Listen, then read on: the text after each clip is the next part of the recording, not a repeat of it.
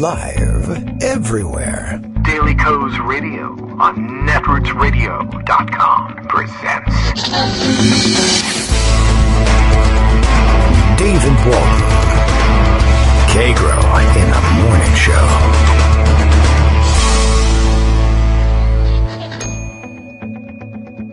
Now, here's David Waldman. Hey, good morning, everybody. How you doing? Pardon me.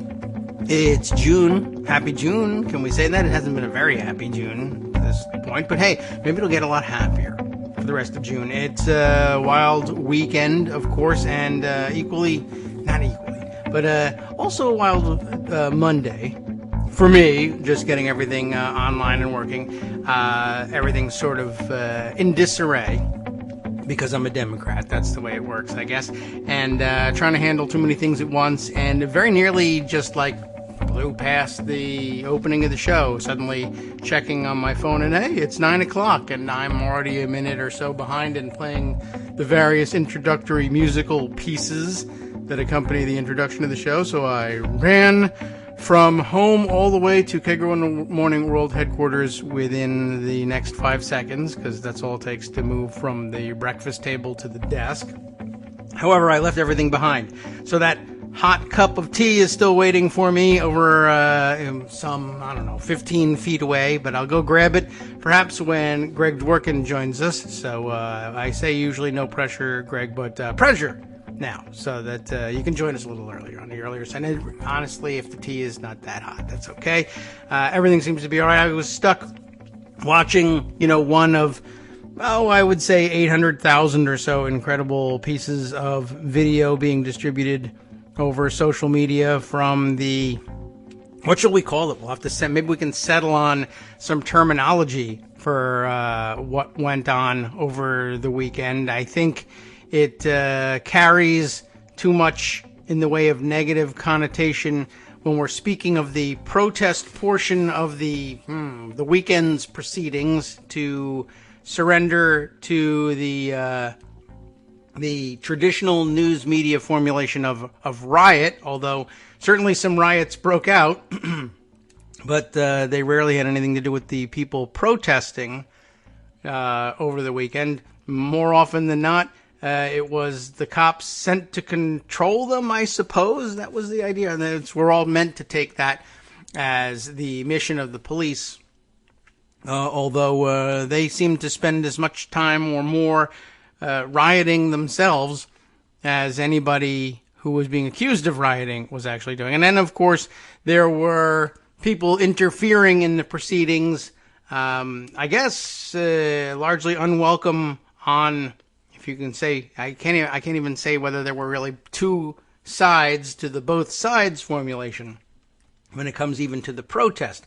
But I think you all know where we're coming from and what the difficulty is. I don't think that there's anybody among the audience who's not up to speed on the reasons for the protest, the people you might expect to be out there protesting legitimately, and those inviting themselves to ride along and in some cases take advantage of the situation. Reports are that, they're many and varied and widespread. Reports are that there are your usual, and I can't even, this is so vague, how vague and crazy the situation is. The White House and their supporters and right-wing types are certain that all of the interfering, uninvited leftist elements, I guess, anarchist elements really, who are interfering in things and causing a lot of the initial property damage that causes so much difficulty for everybody, are... the anti-fascist group, and have we settled on a pronunciation for it? I so rarely say it out loud. I think Antifa makes the most pronunciation sense, but it's anti-fascist, Antifa. But that's very un-English in its pronunciation, and so I'm not certain whether we've gone with that. Antifa makes it sound like something exotic and foreign in a way, and maybe it is. At any rate, there are elements of that group, but I I don't know. They sort of seem to be more about direct action against, well, fascist actual people, as opposed to, I don't know, elements of the commercial system with which they disagree. That seems a lot more like the anarchists, or people sometimes known as Black Bloc, the types who are more frequently, I always imagine, seen at World Trade Organization protests back in the day, and anti-capitalist protests and anti-banking, international banking exploitation protests. And I'm sure there's some overlap among all of the groups. But at any rate, lots of difficulty caused for people out making legitimate protest of police brutality, and then finding themselves, geographically speaking, in close proximity to property damage caused by other people for other reasons. And then to top it all off, after Friday night's protests, of course, the president, apparently, of the president of the United States, Donald Trump, that guy, some contradictory stories about how he spent his evening, but on Twitter, immediately evident to the rest of us, was his call for a MAGA night at the White House, which most people gathered was, I guess, supposed to be about calling a call out to his supporters to come and rally outside the White House, and people took that as to mean to be there to interfere with and perhaps directly challenge protesters who had assembled for other reasons. Even though the protest itself that would have assembled wouldn't have been assembled for the purposes of an anti-Trump rally. I mean, in effect, it becomes an anti-Trump rally because Trump purposefully aligns himself with all of the things that are being protested. But at any rate, he called for his own supporters to assemble outside the White House. They didn't show, but then where were they? And in some cases, the suspicion is that there were alt-right figures of some note who were asking for their adherents to make their presence felt in close proximity to the protests, and similarly, perhaps rile things up, damage property, begin looting places, so that the protesters who were in close proximity at the time ended up taking the blame, because that's the historical template that we have for these things, is that the traditional media tends to view, and Abby also views it this way. And you'll have to wait your turn, Abby. I mean, this is a debate show, but we don't simply interrupt one another. That's Greg's job. Does she call you Greg? I don't know. All right, I'll give you a minute to gather things up. This is a little early for intrusion at the Dworkin branch of the KITM World Headquarters. So we'll find out what's going on. And maybe, as it turns out, it might be Proud Boys dressed up as Black Bloc people and impersonating your neighbor or a mailman or delivery or service person of some sort. We'll stand by for that update. Well, it turns out it's one of those giant street cleaner trucks. Oh, yeah. Spy in these suburban neighborhoods. Mm-hmm. For reasons which are completely unclear. And they go about like 2 miles an hour with this. So that means Abby gets to bark at it for like 10 minutes. Right. It's an easy chasing target, but again, you still don't know what to do with it. You don't know what to do with them, because then they put you on the detail and make you clean up the street. Yeah. Well, there may be some of those out shortly in cities around the country cleaning up debris and whatnot, although I doubt that they'll make an appearance anytime soon. In Connecticut, you can start cleaning the streets right now.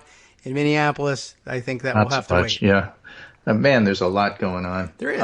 But Josh Marshall does a great job of trying to summarize what's happening here. Let me give you his ending.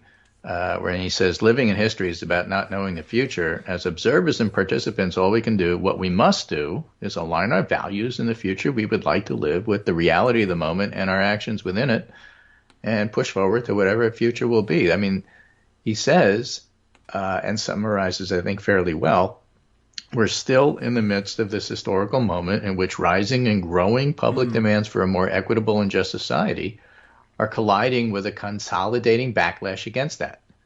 And that's the confrontation that gave us Trumpism in the presidency, bound up with his brazen and indifferently predatory personality, and it's only intensifying the conflict. First, Trump tried to inflame the violence, and in the last 24 hours, he seems to have gotten tired of the civil conflict and wants to move on to something more fun like space launches. Yes. And he'll come back to incitement. But it's hard not to look at all of this, Josh writes, and not see an escalating gyre of public crises and catastrophes, many of which are not entirely the fault of the president, but all of which are deepened, accentuated, and inflamed by his disastrous and cataclysmic presidency. And, of course, that contrasts with Joe Biden going out in Delaware and speaking to activists and just ordinary citizens in his mask, which Kurt Bardella writes about in terms of what does it mean to be seeing Biden wear a mask. The far-right folks think it signifies weakness and a lack of masculinity, and everybody else in the world sees somebody who's empathetic, who's actually trying to keep us all safe. Yeah. And the bottom line with all of that politically... Extra irony in that now, too, yes. Yeah, the irony of that is not lost. But politically, how it all turns out is really unclear. Most of the usual suspects immediately launched in, oh, well, this is 1968, and obviously it's going to help Nixon with this law and order stuff, which is pretty false. And let me explain why it's false. Firstly, in 1968, which I lived through. Okay, I was present for part of that. Yeah. I don't remember. Yeah, I was about 14 or so I still remember a lot of that stuff. Okay. But memory can be faulty. And the first thing that people forget is that this is in 1968 and a whole lot is different. But the second thing that people forget is that Richard Nixon was not the incumbent. Yeah, okay. In 1968, he was running on the outside. I forgot. See? Yeah. Saying, I alone can fix it. Yes, I guess that's true. And that works for a presidential campaign, but it doesn't work when you are the incumbent. By 1970, which is when Nixon and Agnew ran their law and order, LAWNORDER. We made fun of it then. That's what we called it then. Lawnmower kid that could be part of that now. Exactly. By the time that came around in 1970 and Nixon and Agnew tried to do that, it didn't really work very well. And we know that because, guess what? We actually have polling from those days. Yeah. Harris poll, September 1970. In the middle of this campaign, how would you rate President Nixon on each of the following? Excellent, pretty good, only fair, or poor approach to crime and law and order? 39% favorable, 55% unfavorable, 6% not sure. Okay. Are they sure now? Can we follow up with those people? Yeah, we're pretty sure. So Walter Shapiro writes about this and actually writes about the flawed politics of a law and order campaign. Richard Nixon tried to play on white fears about cities burning. It didn't necessarily guarantee success. But in the 1970 congressional election, Republicans didn't do all that well. I think they picked up a couple of seats, but that's it. I mean, it wasn't overwhelming, and Democratic governors won everywhere. So it wasn't really considered at the time to be a particularly successful campaign. Okay. Right. We had to so, wait 2 years so the whole idea is obviously everybody knows historically that Democrats are going to take a hit from this is based on actually not really understanding what happened. Well, that's very American of us. Yeah, it is. And the fact is we don't really know. Here's some interesting observations about that. This one is from arch conservative Rod Dreher, writing in the American Conservative. That's an arch place. It's not called the American Arch Conservative, but it could be. A failure of leadership, he writes. We're seeing our cities on fire in the worst civil unrest since the late 60s, and here's what the President of the United States has to say to the nation today. This is on May 31st. Yeah. The lamestream media is doing everything within their power to foment hatred and anarchy, fake news. The U.S. will be designating Antifa as a terrorist organization, law and order. The fool also tweeted out a QAnon conspiracy buffs message today, but took it down. While the nation's cities are burning, the President of the United States sat in the White House tweeting conspiracy theories. This is a conservative and writing in the American Conservative. I'm just saying the idea that, you're going to take your shots at Democrats for not leading, except, you're going to pick on the mayors and you're going to pick on the governors if you're a conservative because, fine, that's politics.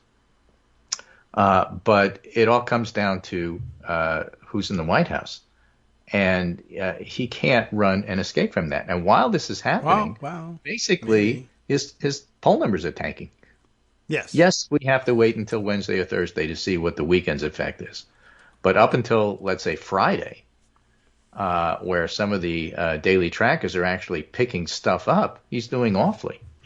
And so, you have to look at this and say, oh, all of a sudden, the same people who have decided that they want no part of Trump and he's doing a terrible job with the economy and with the pandemic, all of a sudden are going to change their mind and vote for Trump.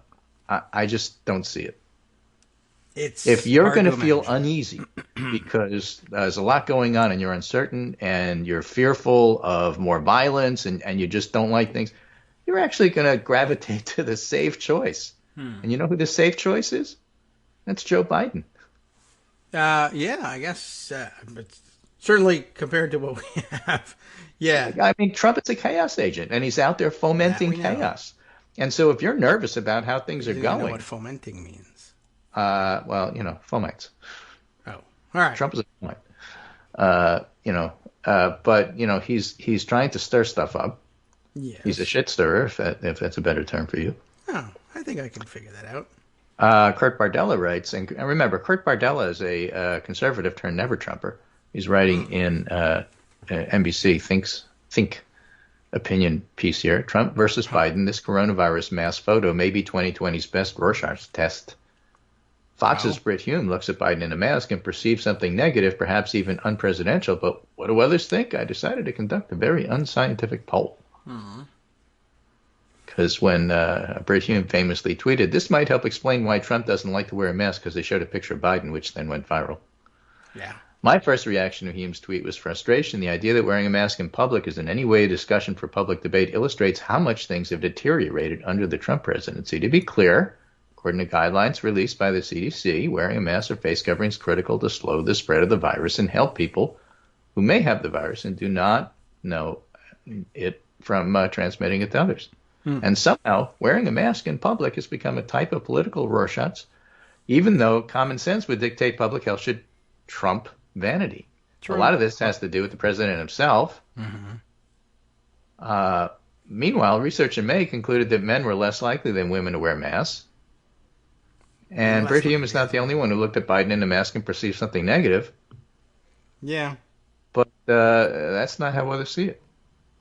Of course, to Trump, everything's about optics, Bardella writes. After all, campaigns are about perception. He's such a genius. Richard Levick, the chairman and CEO of the crisis and public affairs firm Levick, made the point that over 70% of Americans think people should be wearing masks. Yeah. Nobody thinks it's a fashion statement. It's a health statement. Does Biden look good in a mask? Nobody looks good in a mask. That's not why we wear it. Yeah, we wear it because we're willing to sacrifice our attractiveness for health. It's reality versus reality TV. Yeah. All right. What about all the concern over masks and masculinity? Conservative commentator Tara Setmeyer, whom I've known since 2006 when we both worked for a Republican congressman from Southern California. Again, Bardella's establishing his conservative credentials there. Told me the mask really is symbolic of a man who's secure in his manhood, not a petulant man-child driven by faux bravado and malignant narcissism. Okay, well, it's pretty straightforward. Okay, I think I can grasp that. Conservative commentator Matt Lewis made the observation that one man creates the illusion of masculinity by projecting invulnerability. The other lives the virtues of manliness by protecting others. All right. You have to go back, men's job is to protect the women folk. I guess so. There's just nothing about Trump and his, if optics is everything, it's just nothing that makes me say I'm safe behind that guy. Unless, if it's raining or people are firing bullets at us, I might say, hey, he's large enough to hide behind or under. I guess if I'm, Like, oh, I'm being pulled into the gravitational field of Jupiter. I need something of greater mass. Protect me, Donald Trump. But there's nothing about him that, I mean, the whole thing falls apart. I can't understand all the people who are so keyed to masculinity and bravado, as you say, thinking that he's the guy. But here's how it really falls apart. So Bardella finishes up by saying, there's a lot of things you can say about Biden, but he's enough of a leader to know you sometimes have to make tough choices for the greater benefit. The good news is wearing a mask isn't a tough choice at all. So now you have the pictures of Biden out in Wilmington talking to black constituency, talking to community leaders, listening. That's really what you get from watching the pictures and watching him interact with that's the thing comfortably interact with black people on the street. That would be helpful. And you have the image of Trump turning the lights off and hiding in the bunker. And these two are juxtaposed on each other. Yeah.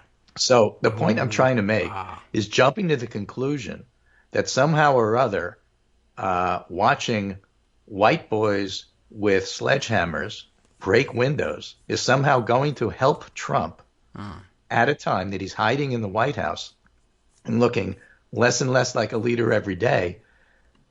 We're not going to get the rural areas to vote for Biden. That was never going to happen. It's all about the suburbs and it's all about the independents. Yeah. And so the idea that this is automatically, therefore, going to help Trump. I was having this argument with Tom Nichols over the weekend. Everybody knows, and the data says that this isn't going to help Democrats. Based on what? 1968? It was 72 that Nixon was an incumbent. Yeah. And 72 wasn't because Nixon ran on law and order. That was the 1970 campaign. So everybody mishmashes everything together. Chicago 68 was a big deal, of course. But that wasn't about Nixon running on law and order. That was an outsider where people were looking for stability. The law and order campaign came later. Yeah. So not understanding what actually happened and then using that as an example to show I'm right because look at what happened when I wasn't there. Yeah. No, that's not how it works. Well, what is happening is that people look to stability. And the person who exemplifies stability to the point of boring is Biden. And the person who represents chaos in all of its forms is clearly Trump. Yeah, I mean, we have I'm worried about what things are going to. So I'm going to vote for chaos. Yeah, I don't think so, guys. We have worries about the logic and logical abilities of his hardcore supporters, but again, we've counted them. That's fine, and now we move on to people who occasionally consider objective reality alongside their voting, and there are more of those. And yeah, I guess it's hard to imagine, and the comparison certainly falls apart. You can't say I was terrible at Law and Order yesterday, but I'm going to be everything, great. But trust me to do this. I can rebuild law and order in this country. Yeah. All right. Well, I don't trust him to do that. I probably wouldn't have trusted him without this, but yeah. Here was conservative Philip Klein writing in the Washington Examiner. Don't assume riots will help Trump's re-election campaign. Okay. See, he's a conservative commentator and willing to call them riots or police riots is what they really are. Yeah. So many images of white boys breaking up stores while black protesters are trying to get them to stop. I mean, whether they're Antifa, whether there's something else, I don't know. But the white supremacy part, those are the cops. Yeah, well, that we've been able to determine. That's been pretty well established, particularly in Minneapolis, where Kroll, the police public union head, is a major MAGA Trump rally speaker and has had more complaints against him than the guy who was arrested for murder. That's not an easy thing to rack Mother up. Jones documents that fairly well. Yeah. But what Philip Klein writes is, as major cities are engulfed in flames amid mass rioting and looting, there's been a default argument people have been making that this will play right into President Trump's hands. While that's a possible outcome, it isn't a slam dunk. There's an important distinction, which is that in 1968, Nixon was running as a challenger. Oh, look at that. What? At least he recognizes that. Where did he of course, get I've been talking with Philip Klein online about this, too. and promising to restore law and order. Trump, in contrast, is already president, and as the incumbent, it's much harder to run on a message to restore law and order when major American cities descended into chaos under your watch. Here's the thing, stepping back from the Philip Klein article, and I was talking about this with political scientist David Carroll. What is it about George Floyd that makes this so much more salient than other things that have happened? Sure, right. It's the fact that it's on video. No question about that. Yeah, this stuff happens all the time, but now it's captured on video. But I argued it's also the whole entire image of if you're black, this is what happens to you. If you're white like Mike Flynn or Donald Trump or Jared Kushner, you have the Bill Barrs of the world protecting you and spending all of your taxpayer resources to defend the indefensible, while folks like this just get ignored and killed. And so the juxtaposition between this particular justice system and that particular justice system is just too much. More even than just defending them. And I mean, this sort of becomes relevant too, because the nature of the tensions between, well, I'll just say it's more than just defending Flynn and others. It's now we're going to launch an investigation into those who dared to investigate these guys. And now, including the black president. Exactly. It's more than just defense. It goes into, if you're going to recognize that there's a systemic problem in the justice system somewhere at this point in time, for it to be that particular systemic problem and not the one that people have been calling for investigations into for decades and we keep videotaping, but instead a fake conspiracy theory version of a systemic Justice Department problem. There is something to be said for investigating the way FISA warrants are granted and executed, but not here in this case. If you're really looking for FISA reform, that also lies elsewhere. We should all we'll have a Daily Kos riot with Joan McCarter on our hands pretty soon, too. We'll be right back.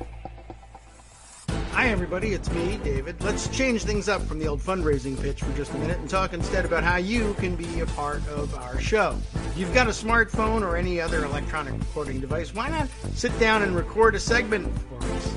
Read us an important article and give us your take. Read one of your own original essays, or even just give us your commentary on something you'd like to share that's important to you. Then send the file to me at kagrox@gmail.com, and I'll try and work it into the show. Short segments, a few minutes in length, that are easiest to fit in. And of course, I can't always guarantee that I'll be able to play everything, but if you've ever shouted at your radio or TV about something you wish was being covered, here's your chance to change that. Make the show your own. Send your submissions to me at kagrox@gmail.com.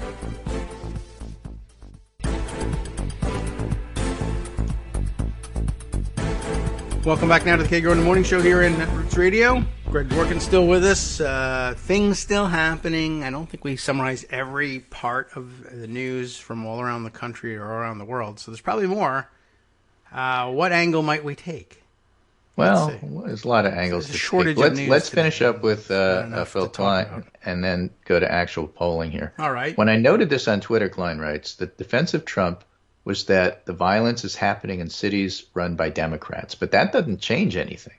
Re-electing Trump won't change Democratic control of the city. So if Trump was unable to overcome Democratic mismanagement of urban centers and restore order in his first term, why would he be able to do so in his second term? Okay, that's a good question. One could also imagine Joe Biden arguing to white suburbanites that the way to restore order is to address the root causes of the violence and to have a president who doesn't say incendiary things. So sure, the violence could end up playing into Trump's reelection, but it's not at all obvious that it will. So it's a really fancy way of saying, you know what, I'm a pundit and I don't know. Oh, all right then. Now I understand it. You know, here's some polling about generic things that are going on. A plurality of Americans, 41% now, say they'll vote by mail this November. 41% by mail, in person on election day, 36. Early vote in person, 19. Early vote in person means you don't have to stand in such long lines. And also, per new polling, voters are overwhelmingly convinced, and this is from Target Smart. Per new polling, voters are overwhelmingly convinced that previous presidents, Obama and Bush, W, that is, would do a better job handling the coronavirus than Trump. Obama 54-29 and Bush over Trump 50-19. So, you know, the fact of the matter is that Trump is not seen as a strong leader. He's not seen as particularly competent. And so the whole idea of I'm the law and order guy, only I can fix it. Yeah. No, I mean, it doesn't really follow. And where do things stand actually at the moment? Well, let's look at some polling up until the weekend. So we have some of the trackers that actually go, through Friday.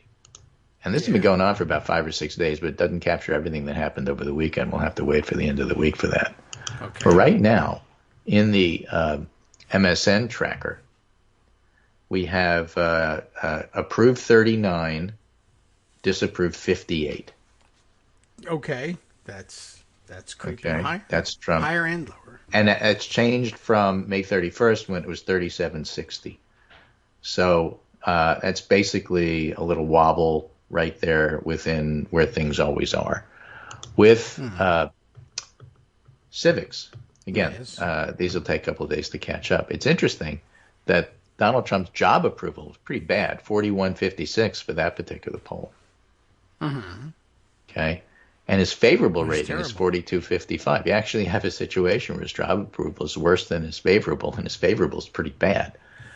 And if you look at independents in the civics polling with job approval, as of May 29th, again, we need a couple of days catch up, 56 disapprove, 39 approve. So those are pretty bad numbers. And that's where Trump is starting out when all of this happens. So my contention is it's not going to make that much difference. Like everything doesn't make that much difference. Everything is seen through a partisan lens. And if it doesn't really make that much difference, he's already in a terrible spot, getting worse. So we shall see. Now, you'll see a lot of the defense of the cops falling under the, it's just a couple of bad apples. But you know what's really interesting? Yeah. The whole original quote. Yes. As one bad apple spoils the others, so must you show no quarter to sin. Wow. It's an argument that's to get the original bad apples out before the whole barrel rots. Yeah. It's not, it's just a few bad apples, you can ignore them. Yeah, that's been the most hilarious misapplication of that half of the quote that now you went to the original. I always just hear it in the street vernacular of, few bad apples spoils the whole bunch. Well, that's or the barrel. Occasionally when people refer back to apples being sold by the barrel, but even so, you're leaving out the whole thing. Well, they leave out parts of the Second Amendment. They leave out all sorts of things. All sorts of stuff. Rashawn Ray and Brookings captures it. I have this from the Pundit Roundup. Bad apples come from rotten trees in policing. Yeah. Got to get to the root of the problem here. Yeah. Right? So. In the words of Will Smith, racism isn't getting worse. It's getting filmed. All right. And, here's another interesting one. Yes. This is my hometown paper. This is the Newtown Bee. Oh, that is very hometown, yes. Okay. Right? And it's been publishing for hundreds of years. Now, my town is 87% white. All right. It's also a swing town when it comes to election time. Usually a hair on the side of Democrats lately, but that wasn't true. Certainly always, and it wasn't true when I moved here in 1989. It was a Republican town. Wow. And locally, it's Thank still you. a Republican town. Police Chief, First Selectman, joined growing chorus addressing Minneapolis unrest. Police Chief James Viadero said, and I quote, "I'm sure everyone has seen the disturbing video from Minneapolis in which a handcuffed man lost his life while in custody. I can assure you, as sworn law enforcement officers who've taken an oath to protect and serve the community who have entrusted us with such an awesome responsibility, we are sickened by what has transpired." All right. Comes down on the side of the protesters, in other words. We've seen people, cops in Miami, for example, taking a knee with the protesters. We've seen people in Texas where sheriffs were walking with the protesters, carrying the signs. I'm not trying to defend the police in any way, shape, or form. What's happening in Minneapolis, for example, is awful, and in New York, they're basically targeting reporters and driving their cars into crowds and hurting people. Yeah. What I'm trying to say, though, is that there isn't a uniform response from the uniforms. This isn't a blue wall of silence where all the cops rally around each other. That's not what's happening here. In fact, one of the first stories in the Washington Post from a few days ago when all this started is that police chiefs around the country condemn what happened in Minneapolis. Now, that's progress of a sort, I suppose, not enough, of course. But from a political point of view, if you will, you have the cover of plenty of experienced leadership police defending George Floyd's family and the protesters and being upset about what happened. And that doesn't lend itself to, okay, we're going to, have the dividing lines of everybody on the right versus everybody on the left. Doesn't lend itself to that. Yeah. Although, like you said, it can't be made into too much either. I mean, they're not. Well, it's the same as having all the videos of white boys breaking the windows. Yeah. Right. It doesn't lend itself to the narrative. But yeah. That they're going to be pushing. It's not there. What they're going to do is they're going to talk to their base like they always do. They're going to rally their base like they always do. That's all they do. It's never been enough to win. Why is that going to be any different this time? I don't know. Because he's the incumbent. We worry about that. I guess even though it doesn't fit the 1968 model, everyone has in the back of their minds. Well, and everybody should worry, but let's be realistic about what we're seeing here. This is James Bowie writing. I've seen quite a few confident predictions of what this unrest means for our politics, and I'm here to say that I think we're in uncharted waters, and it's absolutely unclear about any of this plays. It isn't 68, it isn't 92, it isn't even 2016. Okay. Well, it's not. Right. Philip Rucker writes, Trump and advisors calculated that he shouldn't speak to the nation because he had nothing to say, no tangible policy or action to announce, nor did he feel an urgent motivation to try to bring people together. So he let his tweets speak for themselves. That was an astonishing paragraph. Right. Patrick Chauvinek, another conservative, writes, comparisons to 68 are complicated by the fact that Democrats were seen as the incumbents who owned the chaos. If you felt the country was on the wrong track, Nixon promised to change that. If you think the country's on the wrong track today, I don't think that helps Trump. Yeah. I don't see how it can, but people can ignore things. Sure. The latest ABC poll, advantage Biden with risks. Biden holds lead over Trump among registered voters. Biden holds a 10-point lead, in fact. His overall job approval rating for Trump is back underwater, 45-53, with a 7-point rise in disapproval since late March. Yeah, this phone, we don't have any voters for you, sir. You're going to have to leave. So that's not going to help any. Right, 2 more rings. Numbers. Okay. So this part is Twitter heavy because that's where the expert writing is, but Harry Enton writing. I'll note that while the ABC Washington Post poll shows Dems less jazzed about voting, Fox showed Dems slightly more likely to say they were extremely motivated. Monmouth showed Democrats and GOP equal uncertain to vote, and in Wisconsin, no difference between registered voters and likely voters. We talked about that the other day. So the fact that if you look at people who are most excited about voting in the ABC Washington Post poll, Trump was doing a little better there. And Harry Enton writes, it's notable, but it doesn't have a ton of support from other publicly available stuff. In fact, Harry Enton went on to write, Biden's in one of the best positions for any challenger since scientific polling began. There's more than 40 national public polls taken at least partially in the month of May that asked about the Biden-Trump matchup, and Biden led in every single one of them. He's the first challenger to be ahead of the incumbent in every May poll since Carter in 76. And Carter, of course, won that election. Biden is the only challenger to have the advantage in every May poll over an elected incumbent in the polling era. He's the lone challenger to be up in the average of polls in every single month of the year. Remember, we talked about the stability of his lead. His average lead in the monthly average of polls has never dipped below 4 and has usually been above it. G. Elliott Morris writes, modeled national support, if you were going to take the polls and then remodel them to have only 2 parties. In 2008, Obama led 51.5 of the vote. In 2012, Obama had 52. In 2016, Clinton had 52.5. And right now in 2020, Biden has 54. And then adds, the rate might be very different than the conventional wisdom implies. And then adds, I think there's this tendency for people who were burned by 2016, like most everybody, to just shrug off polls now when that's not at all an empirically defensible position. Just because your interpretation was off doesn't mean the data will err again. Stu Rothenberg writes, it's May. No lead is safe, but a 10-point advantage among registered voters should not be dismissed. As always, let's see what other surveys show.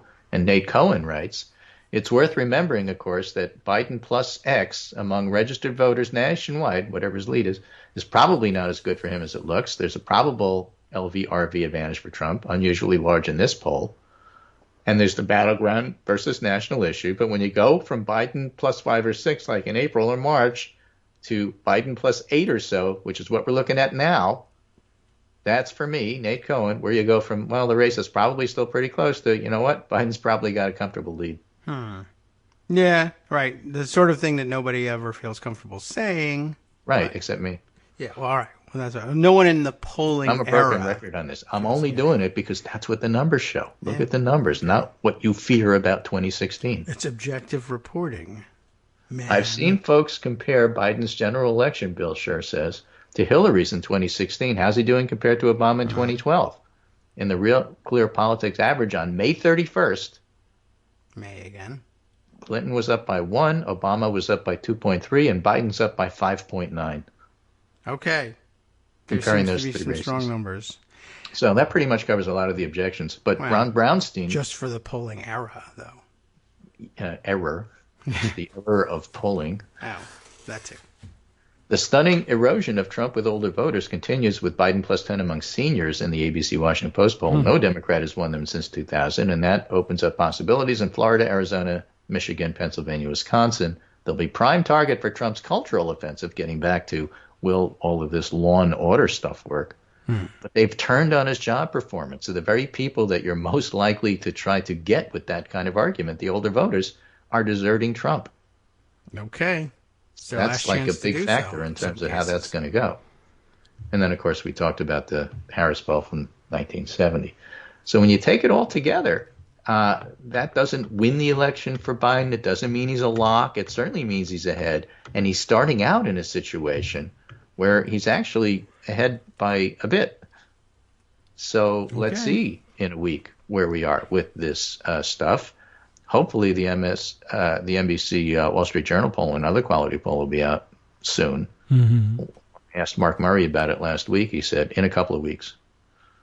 Couple of weeks. Because I don't think we saw anything in April. So, we're all anxious to see what that is. Maybe this week.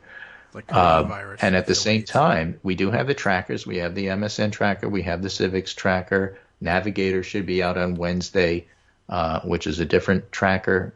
They're all worth looking at. And when you put all of it together, the trackers aren't like truth, with a capital V, TRVTH, chiseled well, into you would find stone. it on your buildings. Yes, okay. But they do give you an idea with trends in terms of which direction things are going. And so far, the trackers have been pretty bad for Trump. And, then it gets followed up by quality polls. And then you go, all right, well, maybe the trackers are really telling you something all that time. All right. But we have to wait until it's too late to be able to claim we saw it coming, to be sure. Yep. All right. Well, that takes all the fun out of it. But everyone else can risk being wrong in the meantime. Mm-hmm. And, all right, well, that's, what do we do with that? Okay, that sounds good. Let's have an election, but still we have to wait. Just like I have to wait 2 weeks to find out if everybody's getting coronavirus.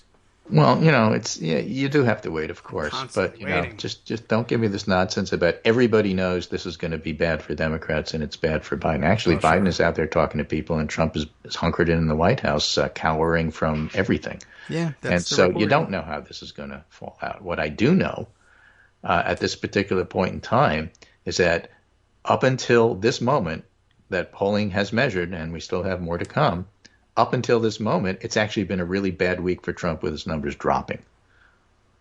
That I do. Yeah. know, Oh, so okay? And before let's it see even what started. happens. Okay. We have to. There's really Now, no other choice. the one thing I will say that this is going to have a big effect on isn't going to be Biden's numbers versus Trump. It's probably going to have a big effect on Biden's pick for vice president. True. Like it's not going to be Amy Klobuchar, That will be difficult to do now. right? And chances Although, are so that crazy, a black it just might woman work. is going to be his vice president at this Yes. point. Yeah, there was some discussion of that yesterday in pundit circles. I So, noticed. here's one. Okay. Trauma and gaffes crash Biden's VP selection process. This is from Politico, which is good at gossip. Okay. Okay. And the vice presidential vetting process, typically a closely guarded internal affairs playing out in plain sight, often live and online, as Biden remains sheltered at home during a pandemic that stalled in-person campaigning. Now that's changed. because of social media. Well, Delaware has actually lifted, as of today, the stay-at-home ban, which is why Biden was out. Because of DC social was media on Friday. and the explosion of information available, the scrutiny is quadrupled from when I was being vetted, said Bill Richardson, which is a good thing because he would have been a bad choice. Well, the vetting got him. So, I guess he knows about that. So, given Biden's advancing age, his own hints that he may serve only a single term, his number two's ability to shape the direction of the party has taken on added significance. Sure, all those things. I forgot about all of them, but yeah. I have made the case that the single most important thing at this particular point in time, even before the protest started, is that you need somebody who can step in and be president. So the experience part matters. And that's why Kamala Harris is high up on the on the short list. After what happened, Val Demings is on the short list, but I don't see House people stepping into the White House. I just don't. Yeah, it's rarely seen. The experience thing. Yes, and I can tell you now, after a round of trivia over the weekend, who was the last member of the House to step into the presidency, I guess, or vice president. I don't know whether it's not or vice president. It wasn't. Last president, Garfield. Yeah. So like it doesn't happen all that often. Right, not the cat, James Garfield. I just clear that up. You probably get a much more higher name recognition for the cat now, but that's just the polling era. Back before then, they would have known James Garfield.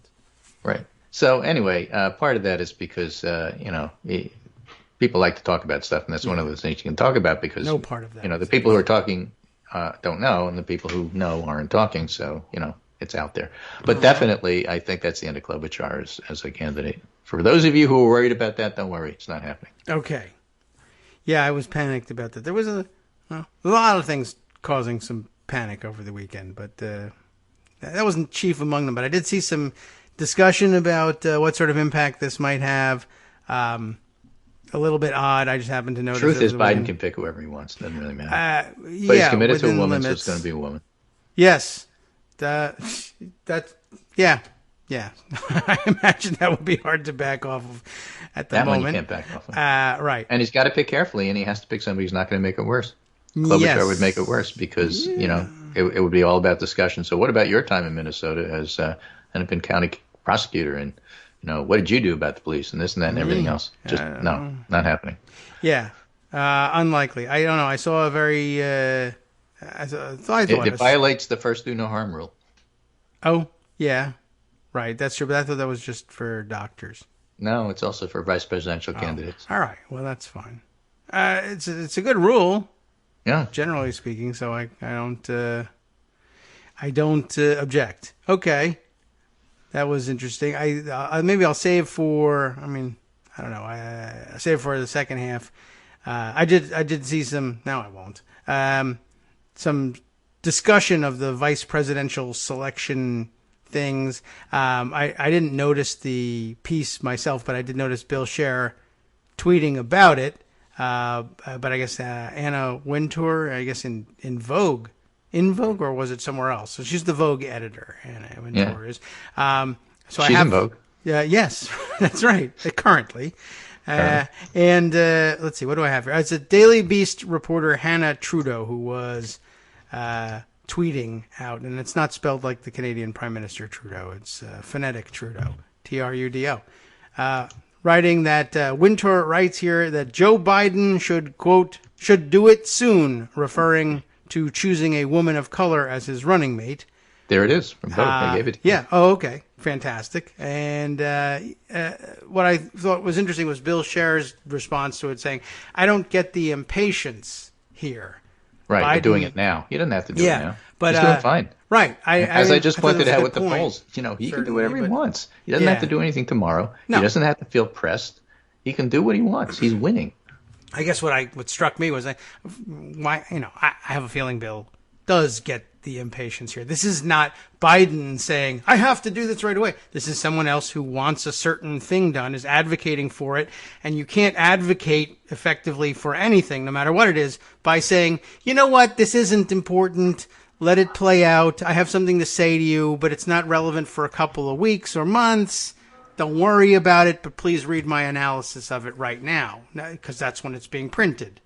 You know what? 0 readers for that. So what do? You say you should do it soon. What I want you to do is read my article in a month. Yeah, that's not going to work. I never heard an author say that. Exactly. So, I mean, of course you understand that. And also, Bill almost certainly, I'd be amazed if he didn't understand the other point, which is that, again, it's not that, people who are going to advocate, particularly for a woman of color in the vice president's slot, are going to obviously be presented with the opportunity to take what is in the news and concerning everyone right now and leverage it for that purpose. And so, anyway, it's not critical that the choice be made now, but it is critical that the choice weigh heavily what is happening now when the choice gets made. It's that the now weigh heavily on the choice is how I finally put it when I had my thoughts organized. Yeah, that's all. I mean, this is I don't understand it. What's going on, and it should, but that doesn't mean he has to make that choice right now. No. Right, but saying I don't get it is also not really helpful. But I think he does get it. I will say this, here's an observation that you could chew over. Okay. And that is the fact that all of this is going on, and even in the best polls for Biden, Trump still has 37% some odd support. Yeah. Right. Maybe it wasn't economic anxiety.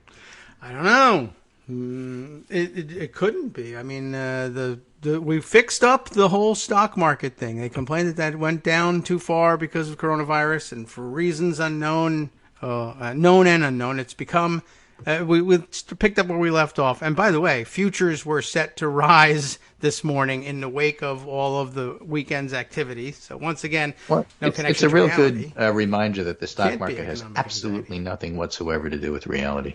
I guess not. And apparently neither does economic anxiety when it's applied to things that are so much more easily explained, Occam's razor and all that, as racism. So just explain it. I don't see any point in hiding it now. Right. So we're up to 104,000 deaths in the pandemic, which is still going on. Obviously, social distancing wasn't particularly practiced over the weekend. No.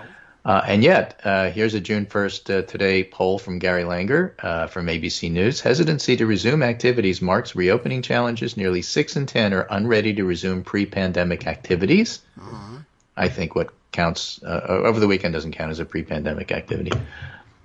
For all of that, 57% say it's more important to try to control the spread of the virus than try to restart the economy. Okay. Right? Seems low. And it's up to something like 42% of Americans now know somebody personally who has been diagnosed with COVID-19, up nearly fourfold from the 11% in late March. We talked about this the other day. How do you encompass 104,000 deaths? You don't. But you do when you have your town losing 5 or 7 or 9. That's a number and personality you can deal with. And if 42%, 4 out of 10 people, now know somebody who's been diagnosed with the virus, everybody knows somebody with the virus. That's not an unfair thing to say. Of course, it's not. 60% don't. But it's much higher than that on the East Coast and in places like New York and Connecticut. Yeah. And it just shows that the virus is spreading everywhere. So the idea that these were, and people keep saying this was the worst stuff happened in blue cities like New York and blue states like California and state of Washington. Mm-hmm. But that's no longer quite true anymore. I mean, some of the biggest problems right now are having in states like Arkansas and Alabama. Yeah. So, the idea that by November this is going to be a red state, blue state problem. Now, you may not see the peaks that you saw, but you're going to see some big problems and medical issues in terms of what the hospitals can handle, like we're seeing in Alabama. Mm-hmm. And so the idea that it's over is just ridiculous. Yeah. And so people saying, okay, well, the worst is over because we live in New York, and in New York the worst is over. That means that it's worst is over for the whole country, is often the attitude that New York-based reporters take. True. Yes. But no, it's not over for the rural areas, and it's not over for some of those other states. And there's so much chaos theory, not the chaos that Trump does, but the idea that, you can run the same event 4 times with 4 different results. Because on this particular occasion, the guy sat near the air conditioner, and on that particular occasion, his toe hurt, so he spent 15 minutes outside readjusting his shoe, and therefore didn't go in, and therefore didn't get exposed to that guy, and therefore didn't go on to the gym and expose everybody. All that stuff is just so important in terms of spread that you really can't predict what happens next. And it's the idea that it's over is wrong. It's not. The public sees that. They're not ready to open up yet. And there's still a lot more to play out, both with the pandemic and with the economic implications of that, let alone what's happening with the protests, which right now are dominating the news. All right. Well, yeah, there is how that helps Trump. You'll have to explain that to me, because not only do I not understand it, I'm not seeing it. Yeah. Well, that's 2 different stories, but we can just say that the secret Russian spy ingredient isn't figuring into the mix yet. So we got one of those too. We had all of Mike Flynn's transcripts showing he really did lie, and he really was a crook. And we didn't get to that, did we? Well, that won't convince anybody just because it true. Won't. But it's not going to help. No, it's not. But it does make things worse, as we did mention just before the previous break. In order for all of that evidence to come out and for him to still be supported by the president and the entire executive branch as the victim in all of this has just got to be stupefying for everybody else. So, all the people who are protesting. All right. Well, that takes us just about up to the break. In fact, it does take us to the music, so we have that, even though I turned it up way too loud there. The magic mouse for the Apple is just a little too sensitive. It was nearby, so it turned up. Thanks, Greg. This was a tough thing to do to start out Monday morning after this particular weekend. So I appreciate your keeping us grounded. Well, we did the best we can. Yes, that's certainly was the best I could do. As we say in Brooklyn, you do what you can with what you got. This is what we got. Okay. Well, we'll do that, and we'll do it again Wednesday. Thanks again.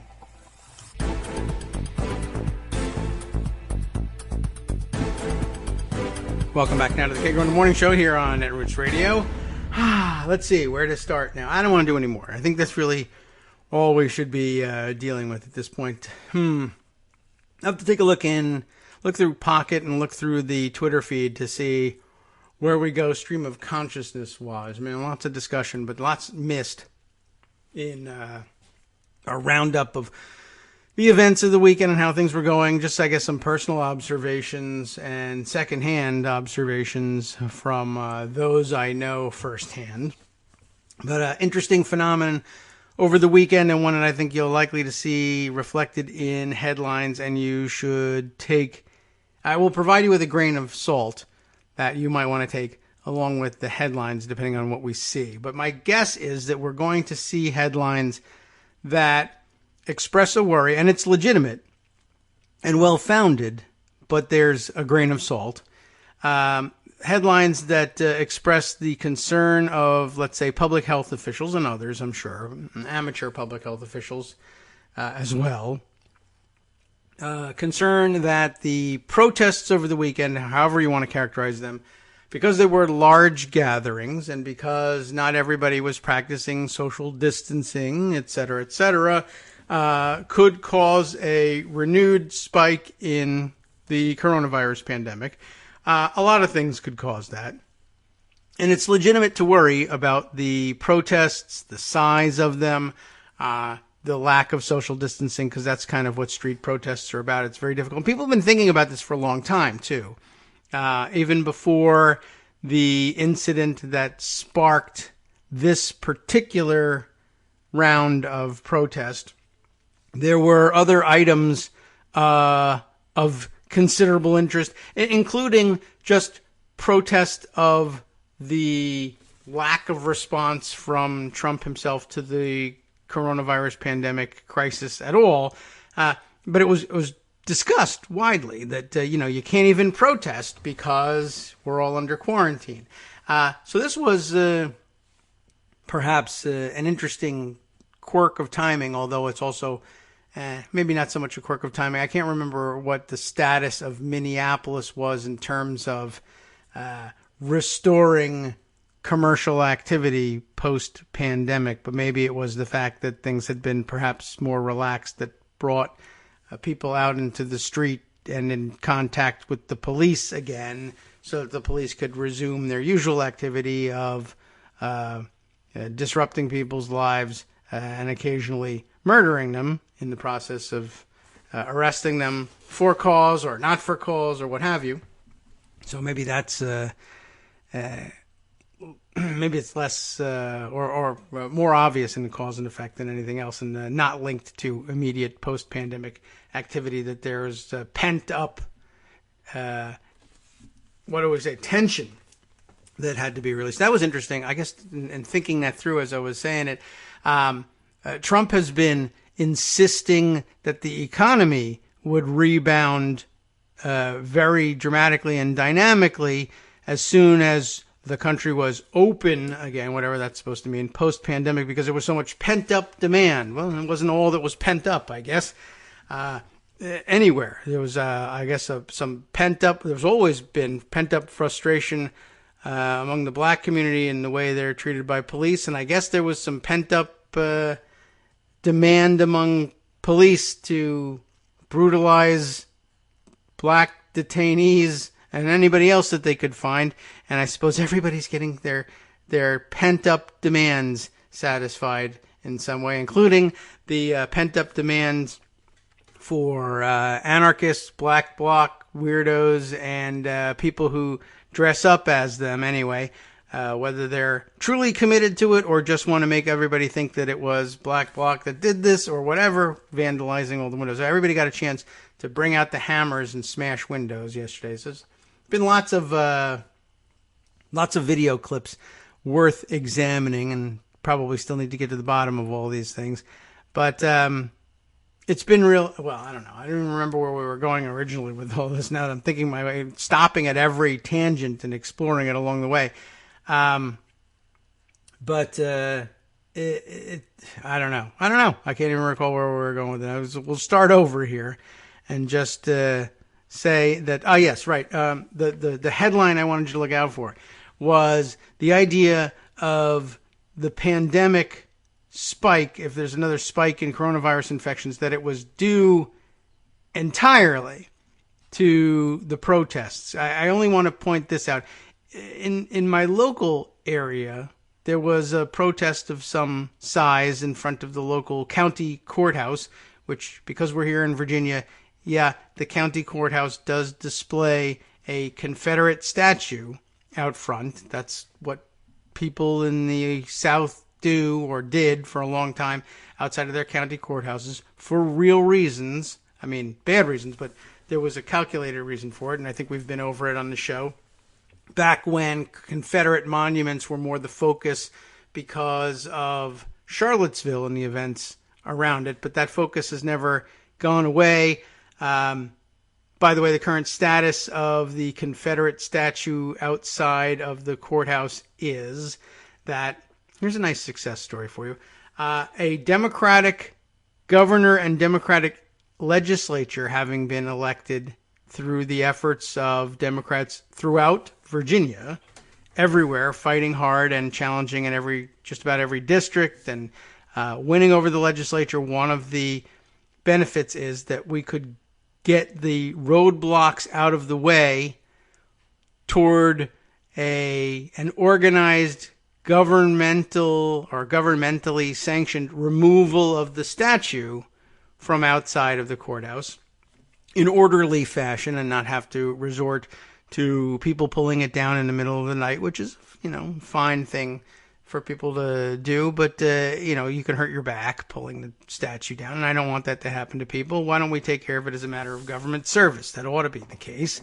And apparently, I guess, I wasn't aware that Virginia had such a law, but apparently, like many southern states controlled previously by Republicans, apparently there was a statute in place that made it impossible for the local authorities to decide that they wanted the statue gone, that it was a matter of state law, and as state law was controlled by Republicans, and as Republicans once were actually on the other side of the Civil War, but we know things switched because racism, and now they're the party in favor of preserving the heritage of the treasonous parties to the Civil War because history, for some reason. You know, the whole excuses.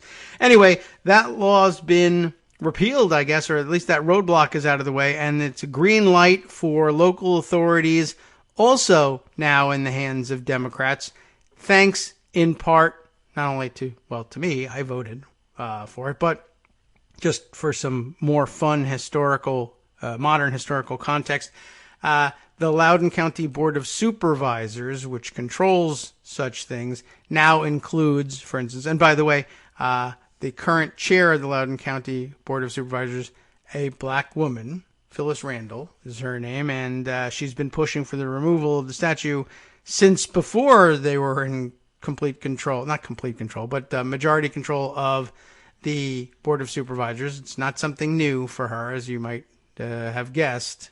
I hope you weren't guessing that it was new. As you might have guessed, because of who she is and where she comes from, that it's been an issue for a long time. She's now joined in that effort by my own district supervisor, Julie Briskman, who, if the name doesn't ring a bell, wake up, listen to the show. Julie Briskman, more widely famous, I imagine, still is the case, unfortunately, however you want to take it, as the woman photographed giving Donald Trump the finger as he left to the golf club from her bicycle, right?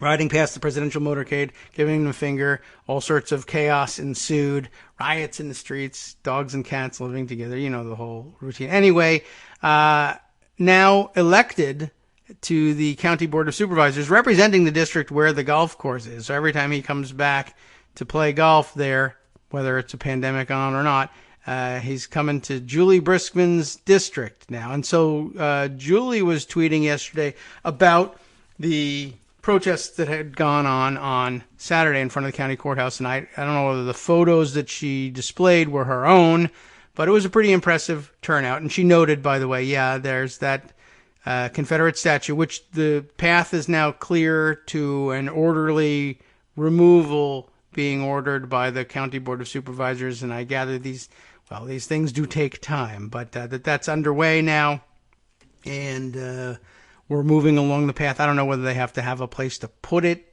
in order to comply with the law. That sounds like the sort of thing that a law would require, as opposed to, say, dynamiting it or whatever. But anyway, yesterday's pictures of Saturday's protest, I think they came a day late, or I came to my notice a day late, showed a sizable crowd, all masked, though, wearing masks. And I should probably find Julie's photos and share them with everybody, and we'll certainly put them in the roundup anyway. But almost all masked. I mean, I would say 90+% masked, and there were also always a few stragglers there for whatever reason. What was interesting, though, was that I had already seen on Friday the photos of the crowd gathering at a restaurant, a beer garden in Arlington, Virginia, not in Loudoun County, but in Arlington, Virginia. Oh, you know what? And maybe it was, are these the pictures I was thinking of? Oh, there's Phyllis Randall's pictures in Julie's timeline here. Anyway, we'll dig those up for you and share them around.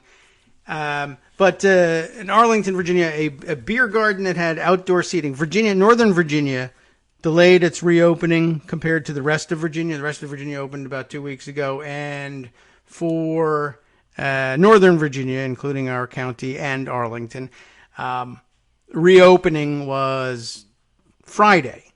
And so Friday night, there was this rush to the beer garden, among other places, in Arlington. And there were some photos shared around over the weekend, which were pretty remarkable. Just the rules were supposed to be restaurants and bars were reopened, but only for takeout, as usual, under the pandemic rules. And outdoor seating could be used, but outdoor seating areas could only be filled to 50% capacity, and there had to be 6 feet of space between the tables and the groups. That went out the window immediately. There was never really any chance that people were going to follow that rule, and that was my objection to reopening so soon. But, it's hard to have that debate. On one side, well, we'll have all these rules, and that will satisfy all of you. You say that the science is that if people stay 6 feet apart, and if they're masked, and if they're socially distant elsewhere, and washing their hands, and the serving staff is masked, that's possibly doable outside anyway, 50% capacity. Yeah, but that's a lot of rules, and people aren't going to obey them. And who's going to turn anybody away? Well, I don't know. Can I come in and spend all my money in your place? It looks like you're at 49.9% capacity. Or I think that guy in front of me just put you at 51% capacity. I guess I'll just go home now. Oh, no, of course not. So they usher you in. And my wife was out yesterday picking up some food. I guess I sat on my butt at home and did nothing. That doesn't sound very good. I set the table. That's nice.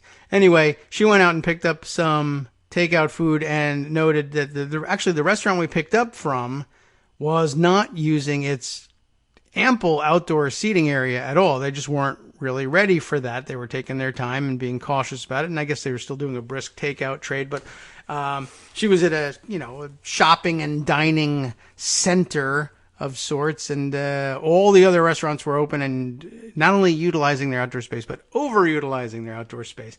And masks were gone completely. Now, at the protest on Saturday, same county, maybe 15 minutes away, everybody's masked for a protest. Outdoors, of course. And then the next day, at restaurants and shops and outdoor gathering areas, not only not observing social distancing at all, but no masks. I don't know what happened. It's just one of those things.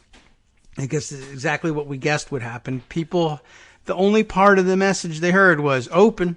So they didn't, I don't read nerd papers about what I'm supposed to do. You said open, so I'm going, and that means I don't need a mask. To be fair, I'm not certain that the actual nerd paper says anything about being masked outdoors, like it does in some of the more populated cities and where the problem has been more acute. They say whenever you're out in public, you should be in a mask. Around here, people were staying home, but when they went out for a walk around the block or something, just for a little exercise, not very many people wearing masks for that. And that's because you just don't come within 6 feet of people very often, certainly not for any extended period of time. Occasionally you'll pass someone else on the walking path, but that's about it. But okay, they were going to be out. They were at the protests. They were going to be in close proximity to people for a long time. They wore masks. Out at the restaurants and beer gardens, they did not. The headlines say, oh my God, or ZOMG, or however you want to put it, the protests are going to spike the coronavirus. And I think probably most people will go to that first, and they'll think that. And, of course, now the headlines will reinforce that. And if you look, well, that's the bigger crowd. Certainly more people at this protest than there are at the beer garden, right? So why blame the beer gardens when the protests are going on? Well, I'll tell you what. More people were at the restaurants and beer gardens in total and in more places. If you add them all up, far more people doing that than there were at the protests. The protests were big. They weren't sparsely populated by any stretch. Or maybe it was, I don't know, maybe it wasn't so much social consciousness as it was, well, I'm going to a protest and, we probably should wear masks. We should take advantage of the fact that masking is normal so that our pictures aren't taken and the police that are going crazy everywhere don't hunt us down and punish us for coming out and protesting against them. But it didn't look like that from the types of masks that were most widely in use. And anyway, I just thought that was kind of interesting, and I'm concerned about the possibility of the spike being blamed on the protests when there were so many more people doing other things, and whether they're swimming in the Lake of the Ozarks, which apparently isn't the lake, I found out over the weekend, or that's what they call it. I'm not wrong, but so many more people doing that sort of casual activity than there were protesting anywhere. Plus, the masks were on at a lot of the protests. Not all by any stretch, but almost none of the people out at the restaurants and other social gatherings. By the way, update on Lake of the Ozarks. The first COVID positive diagnosis for somebody who was at the big party that we all saw in the photos. I think his diagnosis or his test results came only a couple of days, like 5 days following the big party. So the thinking is that he didn't catch COVID-19 at Lake of the Ozarks, but attended the party with COVID-19 and capable of spreading it to all the people who are around him. And now I guess we just wait, and it's a matter of time until we start finding out about people who caught it, whether from him or from other people, at the big party. So waiting on those results. We have to wait on everything. Speaking of the coronavirus issue, let me throw this one out, or should have saved this one. We'll quiz Greg about it perhaps on Wednesday. But I got an interesting article over the weekend. Do I have the tweet readily available? John Stafford is a Dem sign on Twitter, DEMSIGN. I don't know if that's for yard signs or not, but I love yard signs. You know that. Anyway, Dem sign, who identifies here as John Stafford, helping to flip the Texas House, has this item for our consideration. I guess in our continuing effort to keep you up to date on the latest jargony sounding medical-ish conjecture about what's going on. And in many cases, it's good conjecture and actually based in some decent medical science, but I make it sound worse when I read it because I don't know how to pronounce anything. But here's the latest. This is interesting. It's already making the rounds. And John just tweets it to us with the question, what do you say? He's actually asking Greg, really, here. But he wanted me, I'm included so that I'll read it on the air. So, Doc, what do you say? He asks, if what I read in the article is true, it would seem that drugs like statins and, how do we say it, warfarin, are the best treatment for all but the most severe cases. But I'm no doc, so is this hope or false hope or what? What are we talking about? How could it be? Statins, many of you probably recognize what they are because our demographics are old, overweight people, basically, with high cholesterol, like me. That's how I learned about statins. They said, here, eat some statins. You could use it. And, well, here's the news. The write-up is in over at medium.com, which doesn't necessarily lend it any particular weight. But there you have it. Dana G. Smith is the writer here. It's not an easy article to read aloud because, I read it aloud yesterday. And when I just at home. And I ended up being annoyed by the style in which it was written. Not Dana is a nice person, I'm sure.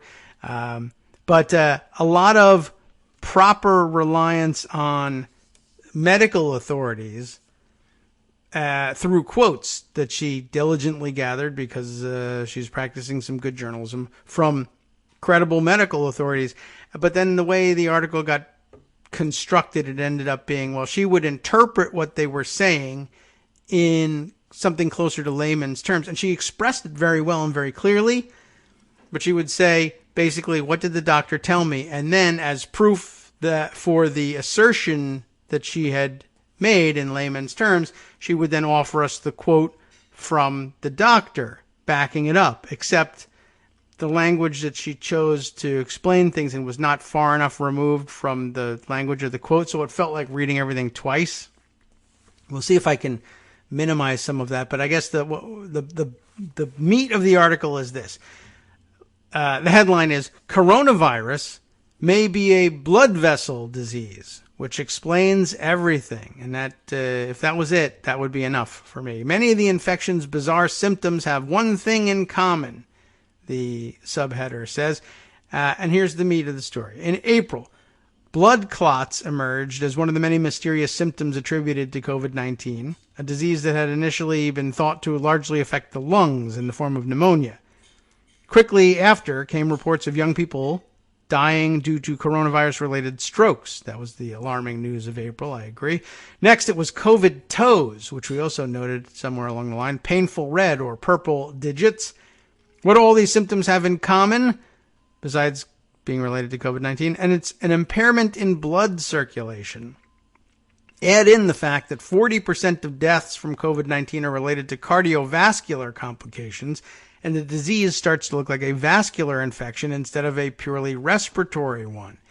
I've been sort of thinking and wondering whether or not some brilliant set of doctors would put their heads together, even if they did it separately with other doctors and then come together in the journals. But I had a feeling that it wasn't like a feeling because I'm so skilled medically or anything. I was reading a lot of articles that made it apparent that there was a lot of investigation into, maybe this thing isn't what it presents as at its core. This is just a symptom of it. A lot of people are suffering from respiratory illness here, but it might not be the true nature of what we're looking at. And then it also became apparent as people were saying, we're having great difficulty using ventilators to fix the problem. And it shouldn't be causing this kind of problem there. We understand they're in respiratory distress. Putting them on a ventilator should cure that, and it doesn't seem to be doing it. What's going on here? And then all these other weird symptoms, and why do you lose your sense of smell and taste, and why are some people's eyes hurt and some people's toes hurt, and there are all sorts of crazy reactions to it. And maybe it was clear that they were going to rethink the disease and say it looks like it's respiratory because so many cases, and it really was never more than even 40% of cases, but between the cough and the lungs and all of this, that's the best guess we've got, but more evidence is emerging. So what do all the symptoms have in common? The weird symptoms start to make things look like it's a vascular infection instead of a purely respiratory one. Months into the pandemic, there's now a growing body of evidence to support the theory that the novel coronavirus can infect blood vessels, which could explain not only the high prevalence of blood clots, strokes, and heart attacks, but also provide an answer for the diverse set of head-to-toe symptoms that have emerged. And here's our first quote. We'll see whether the phenomenon starts here or maybe later in the article. All these COVID-associated complications were a mystery. We see blood clotting, we see kidney damage, we see inflammation of the heart, stroke, encephalitis, a swelling of the brain. This, a quote from Dr. William Lee, L.I., president of the, Angiogenesis Foundation.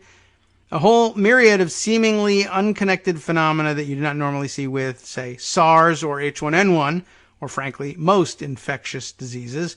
If you start to pull out all the data together that's emerging, it turns out that this virus is probably a vasculotropic virus. Is that correct pronunciation?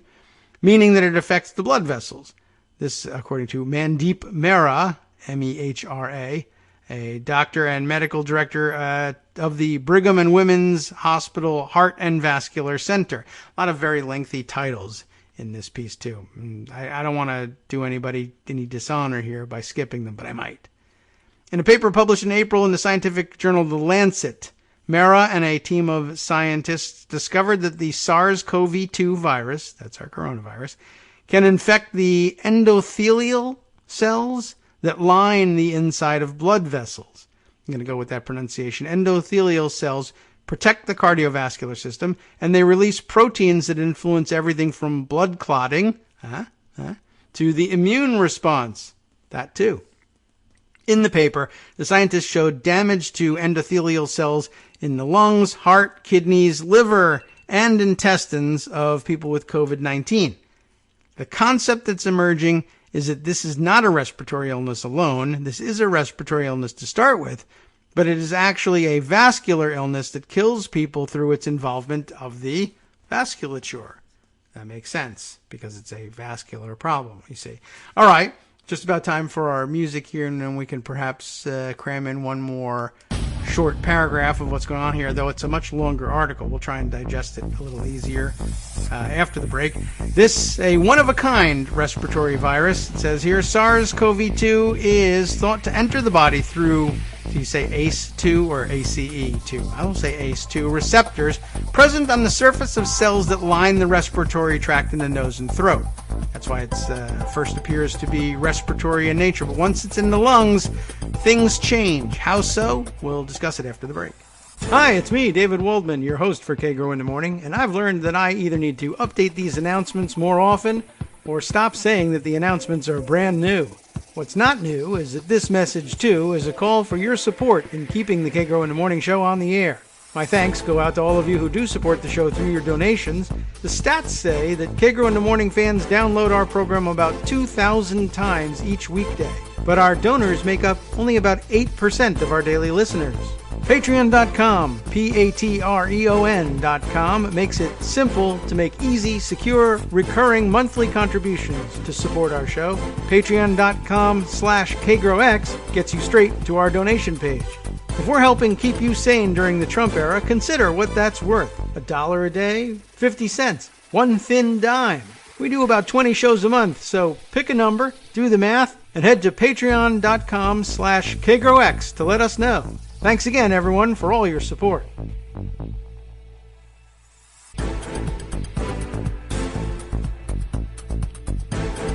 Welcome back now to the Kagro in the Morning Show here on Roots Radio. Let's continue with the, at this point, by comparison, soothing news about the global pandemic gripping us all and still keeping most of us home, despite the fact that protests are breaking out around the country over something serious versus the desire to get a haircut.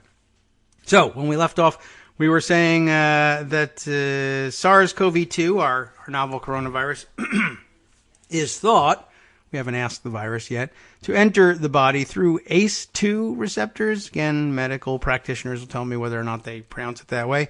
ACE stands for something, but there you go. ACE2 receptors present on the surface of cells that line the respiratory tract in the nose and throat. Once in the lungs, the virus appears to move from, oh boy, another medical term, the alveoli, perhaps, I guess we'll say.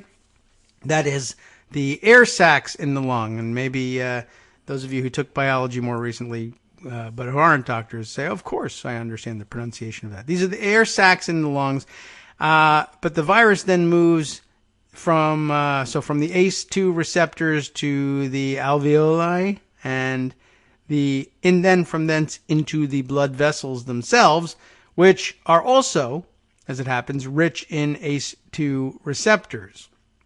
So you'll learn along the way, this is what differentiates it from some of the previous SARS virus situations. The virus enters the lungs, and I think this is maybe the first example of, again, the writer explaining things and then an expert saying that same thing. The virus enters the lung, it destroys the lung tissue, and people start coughing. The destruction of the lung tissue, this is actually helpful, breaks open some blood vessels, Mera explains. Then it starts to infect endothelial cells, creating a local immune response and inflames the endothelium. So it gets in through the lungs, it causes a cough, the coughing, and spasms begin to destroy the lung tissue because I guess it's so repetitive, plus, of course, the infection.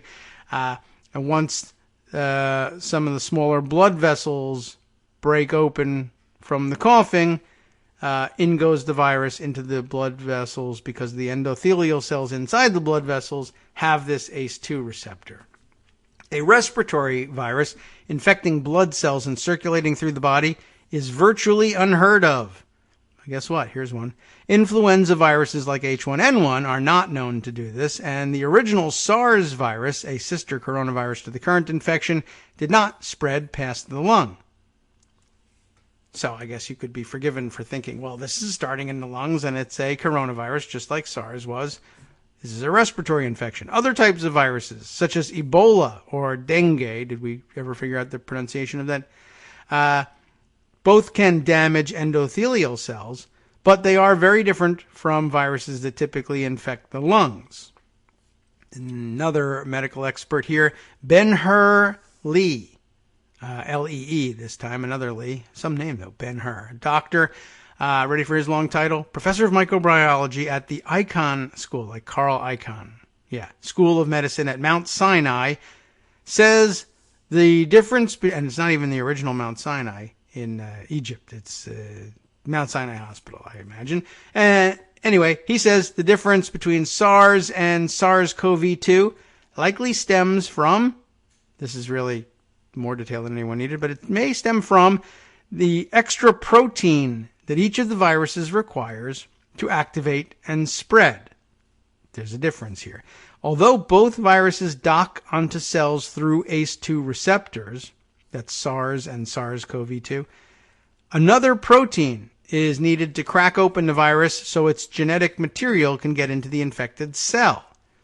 The additional protein the original SARS virus requires is only present in lung tissue, but the protein for SARS-CoV-2 to activate is present in all cells, especially, I don't know what that means in higher levels or what, but especially in endothelial cells. That's why SARS-1 never spread past the lungs. The protein it needed to do its work to replicate itself and infect cells was present only in the lungs. SARS-CoV-2 can find what it needs everywhere, and especially in endothelial cells. Got it? Okay. So there's a quote basically explaining that that follows from Ben-Hur Lee. The only addition here is that the SARS-CoV-2 protein, we learn, is cleaved by a protein called furin, F-U-R-I-N. I hope I got that pronunciation right, because they'll fight me if I got it wrong. And that is a big danger because furin is present in all of our cells. It is ubiquitous. So we learn from this that the name of the protein is furin. So go fight with furin. So, next section, endothelial damage could explain the virus's weird symptoms. This is the part most people, I think, are interested in. An infection of the blood vessels would explain many of the weird tendencies of the novel coronavirus, like the high rates of blood clots. Endothelial cells help regulate clot formation by sending out proteins that turn the coagulation system on or off. These cells can help ensure that blood flows smoothly and doesn't get caught on any rough edges in the blood vessel walls. The endothelial cell layer, again here, watch this. I'll give you the full phenomenon. Right? You just heard what I just said. Now it's followed by this quote. The endothelial cell layer is in part responsible for clot regulation. It inhibits clot formation through a variety of ways, says Sanjum Sethi, MD and MPH, an interventional cardiologist at Columbia University Irving Medical Center. It has all the elements of what we're looking for, long titles, etc. If that's disrupted, you could see why that may potentially promote clot formation. Sure, I could see why that may potentially promote clot formation, because the previous paragraph told me that it could promote clot formation.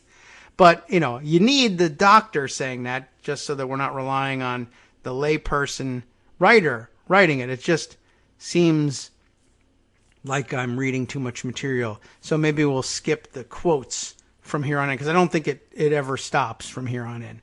Endothelial damage might account for the high rates of cardiovascular damage and seemingly spontaneous heart attacks you've heard of, right, in people with COVID-19 too. That is to say, also, damage to endothelial cells causes inflammation in the blood cells, and that can cause any plaque that's accumulated in your blood cells to rupture, causing a heart attack. This means anyone who has plaque in their blood vessels that might normally have remained stable or been controlled with medication is suddenly at a much higher risk for a heart attack. And just one more, so you know I'm not kidding. Another quote from the doctor that says, inflammation and endothelial dysfunction promotes plaque rupture. I feel like I know that already. Endothelial dysfunction is linked towards worse heart outcomes, in particular myocardial infarction or heart attack. So the previous paragraph we learn is true if you believe Dr. Sethi. All right, I think maybe that'll be the last time I try that. Blood vessel damage could also explain why people with pre-existing conditions like high blood pressure, high cholesterol, diabetes, and heart disease are at higher risk for severe complications from a virus that's supposed to just infect the lungs. All of those diseases cause endothelial cell dysfunction, and the additional damage and inflammation in the blood vessels caused by the infection could push them over the edge and cause serious problems. The theory could even solve the mystery of why ventilation often isn't enough to help many COVID-19 patients breathe better. Moving air into the lungs, which ventilators help with, is only one part of the equation. The exchange of oxygen and carbon dioxide in the blood is just as important to provide the rest of the body with oxygen, and that process relies on functioning blood vessels in the lungs. If you have blood clots within the blood vessels that are required for complete oxygen exchange, even if you're moving air in and out of the airways, if the circulation is blocked, the full benefits of mechanical ventilatory support are somewhat thwarted, says the first Dr. Lee, Dr. L.I. A new paper published in the New England Journal of Medicine last week, on which Lee is a co-author, found widespread evidence of blood clots and infection in the endothelial cells in the lungs of people who died from COVID-19. This was in stark contrast to the people who died from H1N1, who had 9 times fewer blood clots in the lungs. Even the structure of the blood vessels was different in the COVID-19 lungs, with many more new branches that likely formed after the original blood vessels were damaged. We saw blood clots everywhere, Lee says. We were observing virus particles filling up the endothelial cells like filling up a gumball machine. The endothelial cell swells and the cell membrane starts to break down, and now you have a layer of injured endothelium. Finally, infection of the blood vessels may be how the virus travels through the body and infects other organs, something that's atypical of respiratory infections.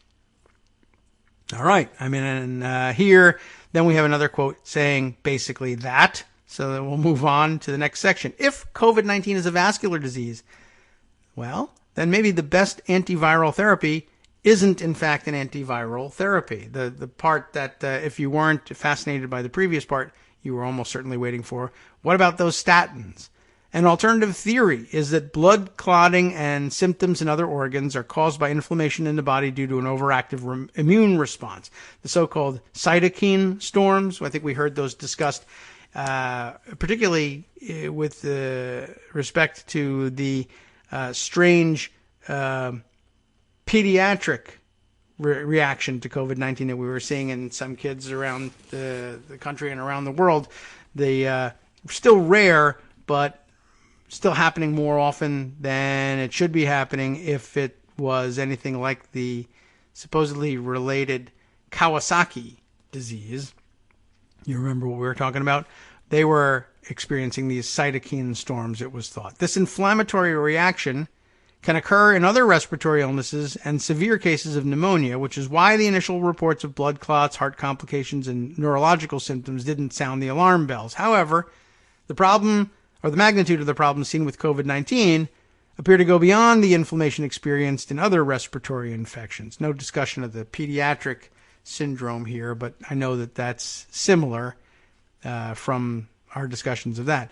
There is some increased propensity, we think, of clotting happening with these other viruses. I think inflammation in general promotes that, Dr. Sethi says. Is this over and above or unique for SARS-CoV-2? Or is that just because the infection is just that much more severe? I think those are all really good questions, but unfortunately we don't have the answers yet. Anecdotally, Sethi says the number of requests he's received as the director of the Pulmonary Embolism Response Team, which deals with blood clots in the lungs, in April 2020 was 2 to 3 times the number in April 2019. The question he's now trying to answer is whether that's because there were simply more patients at the hospital during that month, the peak of the pandemic, or if COVID-19 patients really do have a higher risk for blood clots. I suspect that we'll see from our preliminary data will show that this virus has an additional risk factor for blood clots, but I can't prove it yet. So we're getting close, but no proof yet. The good news is that if COVID-19 is a vascular disease, there are existing drugs that can help protect against endothelial cell damage. In another New England Journal of Medicine paper that looked at nearly 9,000 people with COVID-19, Mehra showed that the use of statins and ACE inhibitors were linked to higher rates of survival. Statins reduce the risk of heart attacks not only by lowering cholesterol or preventing plaque, but they also stabilize existing plaque, meaning they're less likely to rupture if someone is on the drugs. It turns out that both statins and ACE inhibitors are extremely protective of vascular dysfunction, Mehra says, and then goes on to say in many ways exactly what we just learned about, that statins can stabilize plaque. So what we're saying is that maybe the best antiviral therapy isn't actually an antiviral therapy at all. The best therapy might actually be a drug that stabilizes the vascular endothelial. We're building a dramatically different concept. So there we go. We skipped a couple of paragraphs and saved a little bit of time. That's the latest. So what do we make of this? Eat your bacon, kids. Boost that cholesterol to the point where it becomes dangerous and the doctor has to put you on statins. That's not really a great approach to things. But I guess the better approach would be maintain healthy cholesterol levels.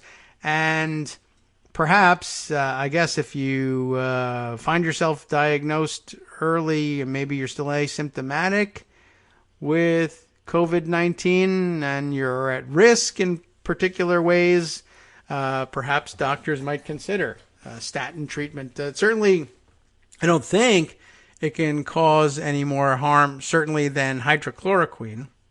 So, by the way, we've figured out something to do with the hydrochloroquine that we've been stockpiling. I'll have to scroll back and find this, but I think Hunter tweeted over the weekend about the news, and maybe that'll lead me to a news source about it. But it'll certainly lead me to the funnier way that he put it. But basically, we've found something to do with all of the hydrochloroquine we stockpiled, which is useless and or possibly just outright killing people on its own. Apparently, because Brazil's President Bolsonaro is, one, so Trumpy, and as a result, also gullible and stupid, I think, I don't know how they talked him into it, but apparently, along with some ventilators, which they probably do need, although if this article is correct, we have to be a lot more careful about it, and maybe we can get better results out of our ventilators with another treatment going on at the same time. But they're shipping something like 2 million doses of this useless hydrochloroquine to Brazil, along with the, I don't know whether you have to take this. If you want the ventilators, you got to also take this garbage, or whether maybe there's still enough people in Brazil who believe in hydrochloroquine. We still have some here in the United States. So give this to all your crazy people, which would be fantastic, honestly, if we were just poisoning the right-wing crazy population of Brazil and killing them off faster. It's an amoral position to take, of course, but yeah, I'm outcomes focused. So, let me off the hook on that. I'm asking you.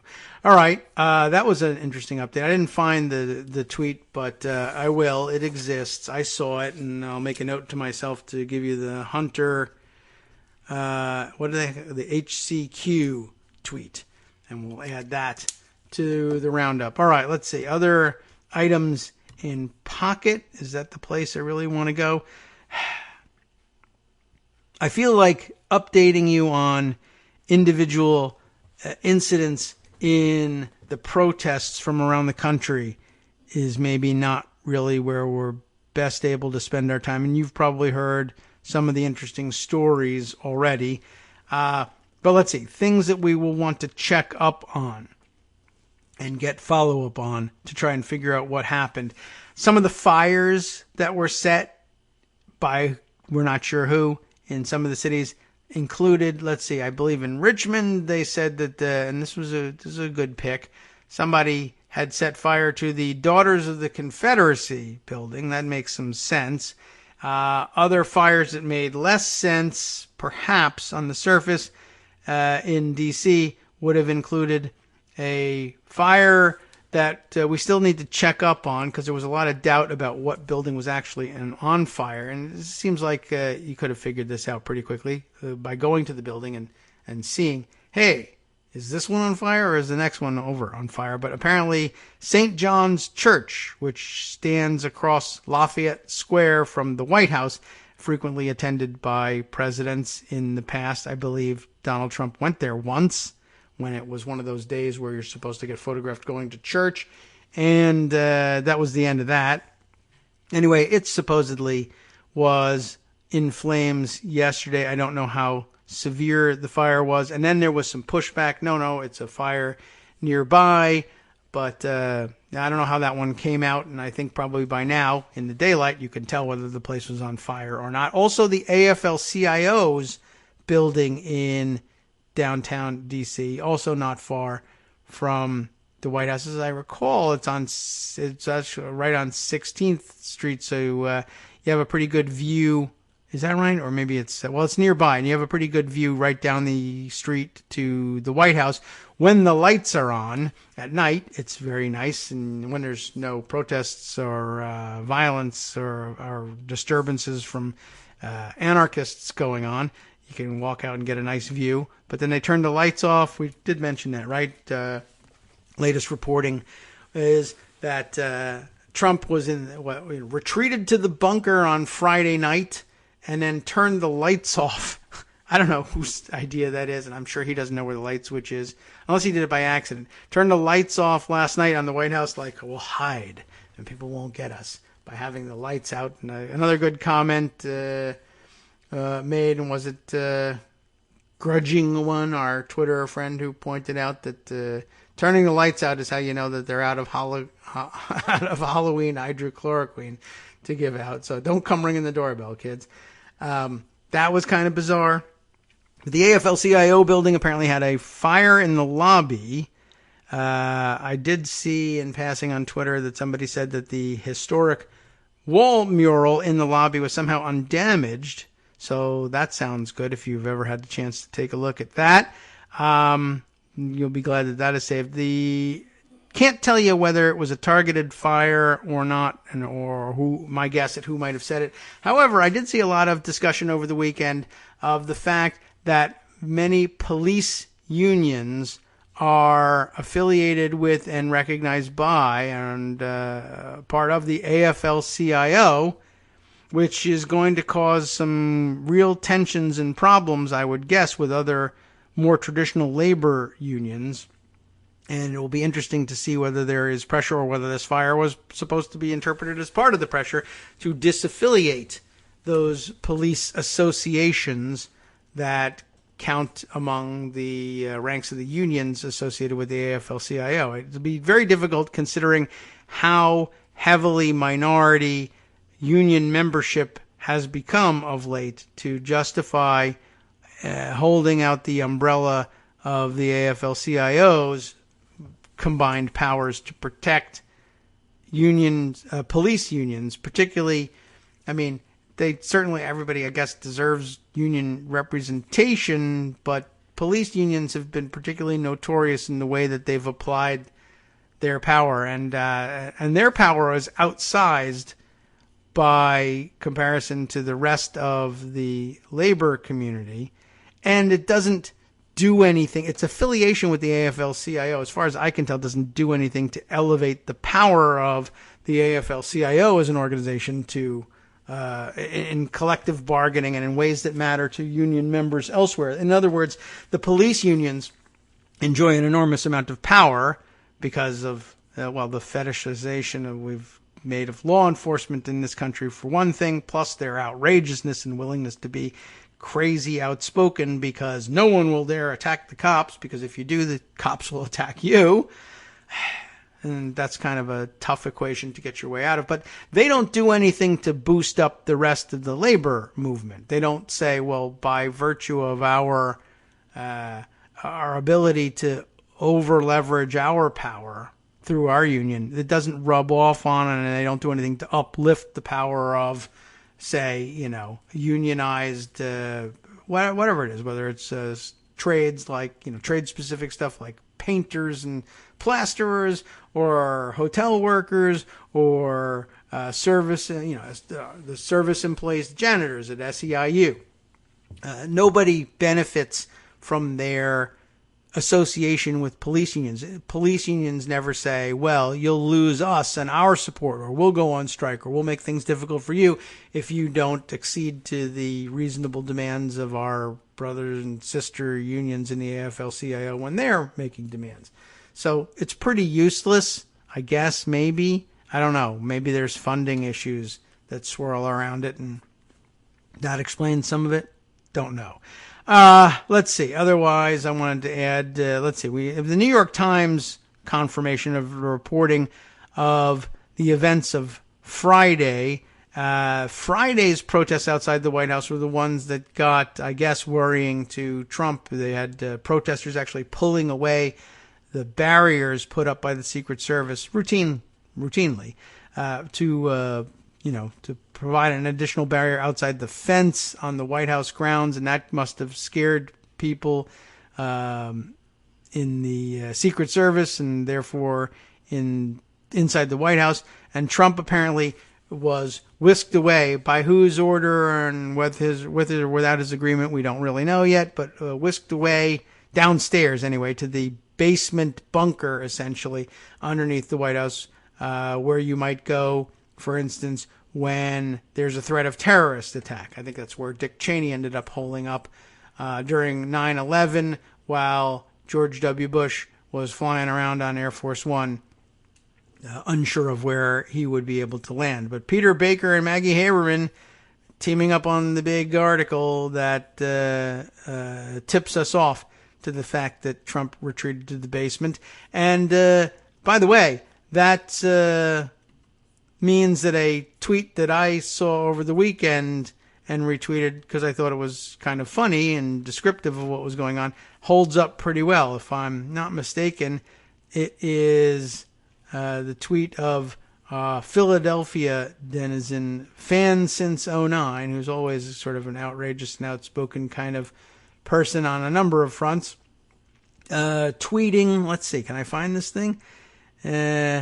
Tweeting, as I recall, off the top of my head anyway, in case I don't come up with it, that Trump's Friday night tweets, apparently either when he was actually in the bunker or very nearly there and on his way to the bunker, tweeting out, oh yeah, well, we're going to have a MAGA night, and saying, I never felt safer.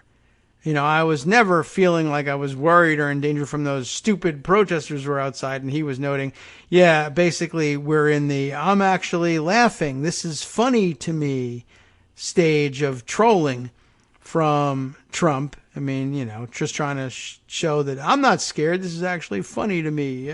Ha. So there. And he was actually on his way to the bunker. And in light of that, it holds up pretty well. I don't know. It wasn't all that popular. A tweet didn't really catch fire at the time that he said it, but now that we know that he was hiding in the basement when he was saying how safe he felt, well, I'm sure he felt safer in the basement, but it's pretty interesting. All right, we're getting towards the very last minutes of the showtime, soon to hand things over to Justice Putnam for the West Coast Cookbook and Speakeasy. So many things happening. There could be all kinds of new things that we missed, or there could be complete duplication of every story that we touched on and still a new angle for every single one of them. I will just cram in one or two more notes before we get ready to turn off the alarm and then turn on the music. This note, the story of, we discussed this before, Trump insisting on coming to West Point for commencement address, stirred up a lot of controversy, and we had lots of worries about what might happen. All the cadets who had been sent home now had to be gathered up from around the country, flown back to what was then and still is, I guess, the epicenter of the virus, New York, although West Point, New York, not exactly the epicenter of the epicenter, but it's an issue. And they had all the plans, and we're going to sequester everybody. We're going quarantine everybody when they get here for 2 weeks before the address, so everyone will be nice and healthy, and we're going to have social distancing, although the president says we want everybody in tight formation, tight ranks, none of this social distancing stuff, no masks, blah, blah, blah. Well, anyway, they had all sorts of protocols for this thing. Anyhow, I guess now they're all beginning to, returning to campus and going into isolation. On the way into isolation, they have found at least 16 of the returning cadets are, not cassettes, but cadets are positive for COVID-19, and this before they get into isolation. So I suppose we can cross our fingers and hope it doesn't spread. As it turns out, most of them were given or were found out, I guess. They found this out through antibody tests. So they are not only asymptomatic, but recovered from whatever risk they had of actually coming down with COVID-19 symptoms. I don't know whether that means they're not contagious to others, but not an auspicious start, and so we'll see what happens as time goes on, and hopefully for their sake they get away without infecting anybody else or friends and family and creating more problems, but just not an auspicious start for this essentially stupid publicity stunt that Trump is pulling. All right, as I said, time for Justice Putnam to take things from here. I probably should have dedicated my time here, not to that stupid story from West Point, but to his interesting stories. But I'll just let him do that for you in the next hour. How about that? From Daily Kos Radio on networksradio.com. You have been listening to the Kagro in the Morning Show with David Waldman. I see the excellent news that he has the hydrochloroquine to Brazil story to cover for you, and at least one reasonably good outcome here from down in Atlanta, where 2 Atlanta cops were fired for excessive force on Spelman students returning to their dorms after the protests. Good. About time. At least we have one such story. More to come, I'm sure.